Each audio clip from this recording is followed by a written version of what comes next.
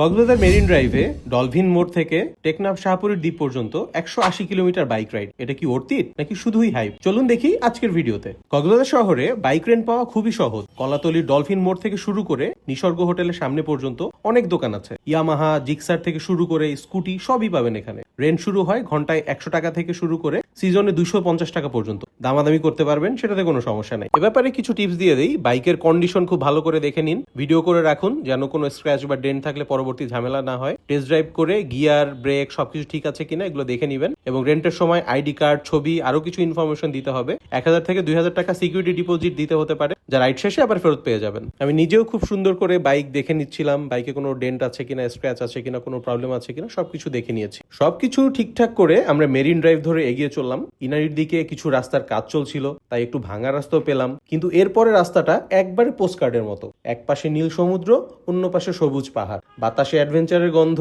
Excitement আর nervousness একসাথে কাজ করছিল। সৌন্দর্য দেখতে দেখতে আপনাদের সাথে একটা ইনফরমেশন শেয়ার করে রাখি। এখানে মেরিন ড্রাইভে বে ফুয়েল স্টেশন আছে প্রায় 43 কিলোমিটার দূরে। শুরুতে দেওয়া 2 লিটার তেল যথেষ্ট নয়, তাই এক্সট্রা আপনাদের কিছু কিনে নিতে হবে ডিস্টেন্স অনুযায়ী। আমরা সোনারপাড়া বাজারে গিয়ে তেল নিয়েছিলাম এবং নামাজের সময় দোকান বন্ধ থাকায় 1 ঘন্টা অপেক্ষা করতে হয়েছে। সো এটাও আমাদের জন্য একটা বড় অভিজ্ঞতা। পাটুয়াটেক পর্যন্ত অনেকেই ঘুরে ফেরত যায়, কিন্তু আসল সৌন্দর্য শুরু হয় এরপর থেকে। এখানে লাল কাঁকড়ার বিচ দেখতে পাবেন, এখানে কচ্ছপও দেখতে পেতে পারেন যদি কপাল ভালো থাকে। আমিও 2টা দেখতে পেয়েছিলাম, কিন্তু কাছে গিয়ে দেখি আবার মৃত, তাই মনটাও আবার খারাপ হয়ে গেল। এছাড়া এখানে হলিউড পাহাড় দেখতে পাবেন, যেটা পুরোটাই সিনেমেটিক লাগে। এখানে শামলাপুর বিচের পাশে আপনি অনেকগুলা রঙিন সাম্পান দেখতে পাবেন, যেটা একবারে রাস্তার পাশেই থাকে, যেটা একবারে ছবির মতো সুন্দর লাগে। এছাড়া টেকনাফের রাস্তার ভেতরের 2 পাশে লবণ চাষের দৃশ্য একদম অন্যরকম ভাইব দেয়। প্রায় 4 ঘন্টা জার্নি শেষে আমরা পৌঁছে গেলাম শাহপুরীর দ্বীপের জেটি ঘাটে। কিছুক্ষণ ছবি তুলে সময় কাটিয়ে ফেরার পথে সন্ধ্যা নেমে এলো। অন্ধকার রাস্তায় পোকামাকড় আর মশা এসে চোখে লাগছিল।